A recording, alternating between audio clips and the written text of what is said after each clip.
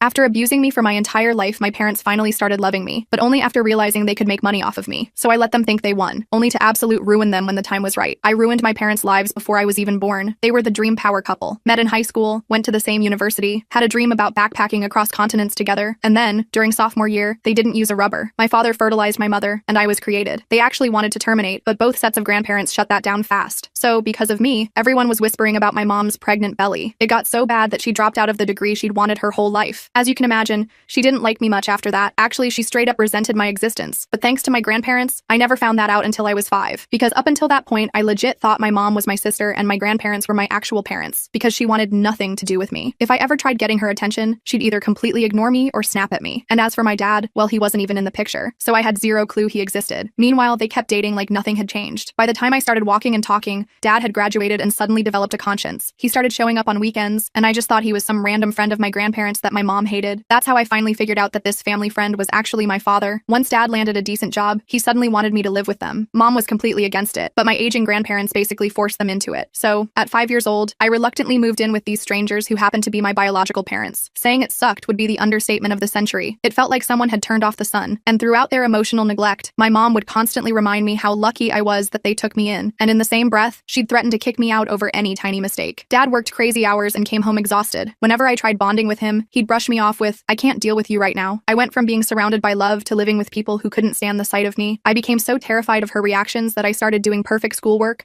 just to finally earn her acceptance. Spoiler alert, I never did. As I got older, I realized my parents' treatment was not normal. I'd watch other parents at school drop-offs, hugging their kids, kissing them goodbye, actually smiling at them. Meanwhile, I felt like I was living with roommates who hated me. At night, I started fantasizing about there being some sort of hospital mix-up, because then I could blame the nurses for my parents' hatred, instead of myself. When visiting my grandparents, I'd straight up ask them if these people were really my parents. They always confirmed that yes, unfortunately, these a-holes were my biological parents, but they just needed time to grow up. Meanwhile, Mom took every opportunity to destroy whatever self-esteem I had. She'd mock my hair, call me fat, make fun of my glasses, and even said if we'd been in high school together, she would have bullied me relentlessly. Who says that to their own kid? But here's where things got real. She made me French toast, and when I reminded her that I had an egg allergy, I expected her to just apologize and throw it out. But instead, she refused to believe it, insisted I was faking for attention, because kids in her day didn't have all these made-up allergies. I ended up in the ER with anaphylaxis. The cops showed up to interview her. Dad completely lost it on her, and she actually cried. But something shifted after that. Mom actually started waking me up for school and helping me get ready. Dad would hang out with me in the evenings and tuck me in at night. I actually started to believe we were becoming a functioning family, but I should have known that people can't change at the snap of a finger. Anyway, when I turned 14, I discovered I had a knack for knitting. It was something my Nana, Mom's mom, taught me. By then, Grandpa had passed away, and Nana would knit these gorgeous pieces to sell at the local craft market for extra cash. With her encouragement, I set up a tiny booth next to hers at the same craft fair. The response blew me away. People actually wanted to buy my creations. Nana even suggested opening a savings account specifically for college funds. But back then, I was just a hopelessly dumb 14-year-old. And guess what the first thing I did was? I told my parents. Their eyes lit up like dollar signs, and what they did next made me wish they used a rubber instead of birthing me too. Dad threatened to burn all my knitting supplies and screamed that he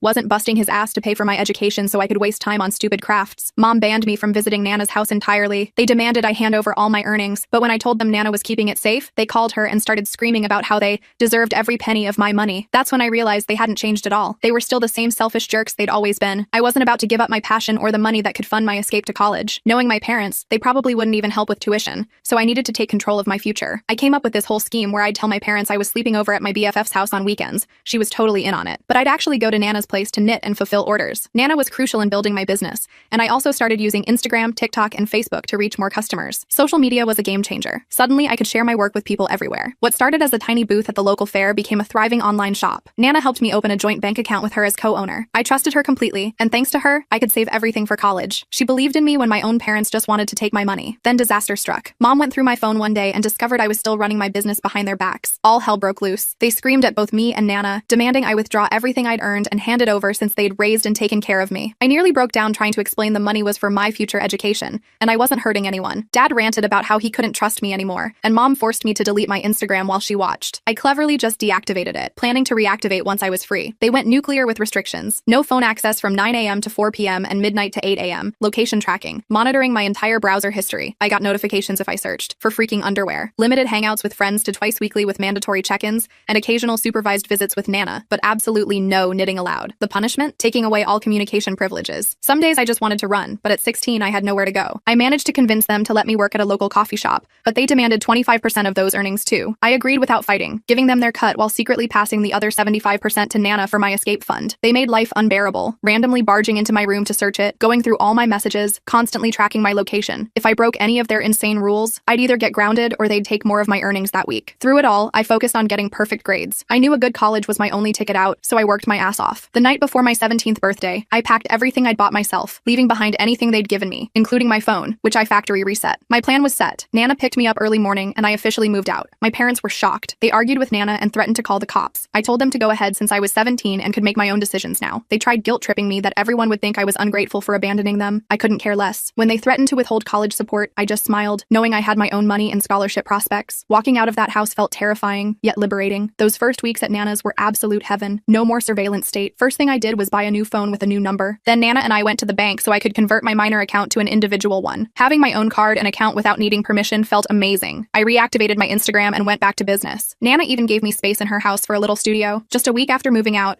I heard through relatives that my parents threw a party to celebrate their newfound freedom. They invited all their child-free friends and posted tons of pics of themselves drinking and laughing like they'd just been released from prison. Not gonna lie, that stung. My own parents celebrating my absence just a week later was a brutal reminder of how unwanted I'd always been. It felt like some sick cosmic joke. My paternal grandparents, who'd been traveling the country in their RV for years, were horrified when they heard about the celebration and tracked down my new number through my cousin. They immediately called to get the full story. When I told them everything, including how I'd left home, they were absolutely devastated. They asked why I hadn't reached out to them for help, and I explained how my parents had monitored my communication. That's when they dropped the bomb that my parents never wanted me from the beginning, but they thought things had improved over the years. They begged for forgiveness for not being there, and also spoke with Nana about all the fights she'd had with my parents defending me. After that, my paternal grandparents made it their mission to tell everyone in the family what my parents had put me through. Soon, relatives and family friends started calling to offer support. I was shocked by how many people had my back. Some offered financial help, but I declined, instead telling them about my knitting business and how they could help by spreading the word for new clients. Business started picking up, and during this time, I got accepted to my dream college with a full scholarship. My life was finally looking up. The college wasn't far from Nana's place, so I could visit on weekends. My paternal grandparents gifted me their old car. It needed work but was totally usable,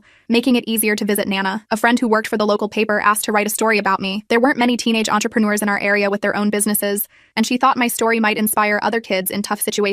After thinking about it, I agreed, hoping if there was another kid out there stuck in a toxic home, they might find some hope. When the article came out, seeing my journey in print felt surreal. It might seem small, but for the first time in forever, I felt proud of what I'd accomplished despite everything. Nana was bursting with pride, and relatives and friends called to congratulate me. Another new experience since my parents had never acknowledged my achievements. My parents must have seen the article because they called Nana screaming about how I'd betrayed them. They demanded I publicly give them credit for my business since relatives were criticizing their controlling behavior. They even threatened to sue me for a share of my profits. But Nana shut them down hard, saying I'd built everything under her roof so they could try going to court if they wanted. They'd lose anyway. I was livid at their audacity, but instead of stooping to their level, I organized a small celebration with people who actually loved me. Since I was heading to college soon, it felt right to have one last gathering with my real support system. Of course, word got back to my parents, and somehow they got my new number. Cue the barrage of texts about what an ungrateful daughter I was, and how they wished they never had me. Dad sent this long-ass guilt trip about how he'd provided for me my whole life. Yet here I was, wasting money, celebrating with others. The hypocrisy was mind-blowing considering they threw a party when I moved out. Update 1. Holy crap. I had no idea my post would blow up like this. I've seen it reposted on TikTok and I'm low-key terrified my parents might find it. Please send good vibes they don't discover this. I see many comments saying I should permanently block my parents. And you're right, I'm planning to. But first, I want to send one final email laying out exactly what they put me through. I'm not a doormat like some of you suggested. I'm just a young person with toxic parents trying to figure this out. Society teaches us parents always want what's best for us, but nobody teaches you what to do when that's not the case or how to cut them off. Update 2. Thanks for all the supportive messages from people who've been through similar hell. As promised, I sent that email to my parents. Nana helped me organize my thoughts. Here's what I wrote. Dear Mom and Dad, after serious reflection on our past, present, and potential future relationship, I've realized I need to cut ties with you both for my own well-being. I've spent my childhood desperately trying to earn your love and meet your expectations, but I was never enough. From Mom forcing me to eat eggs despite my allergy to feeling like a stranger in my own home,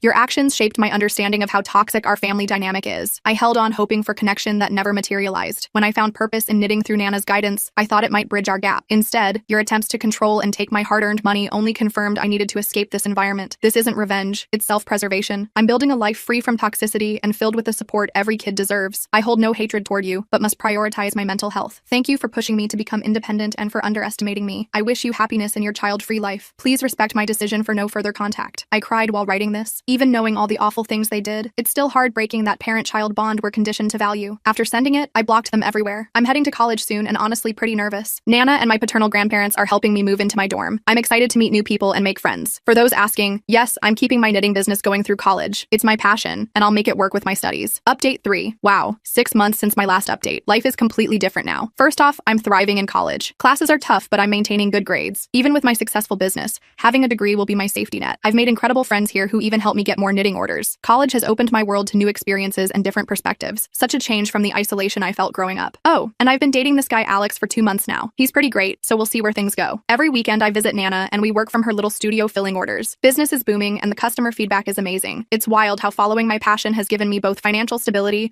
and a real sense of purpose. As for my parents, radio silenced these 6 months since my email. According to my grandparents, they received so much backlash from everyone that they decided to sell everything and move out of the country. They're starting fresh somewhere else. Honestly, I don't know where they went and don't really care. The fact they left without even attempting to apologize or reconcile tells me everything I need to know. I genuinely hope they find happiness wherever they landed and can finally live the child-free life they always wanted. Meanwhile, I'm focused on building the future I deserve. I'm so grateful to everyone who's followed my journey and offered support. The biggest lesson I've learned is to surround yourself with people who actually believe in you. Thanks to Nana and friends who had my back, I'm where I am today.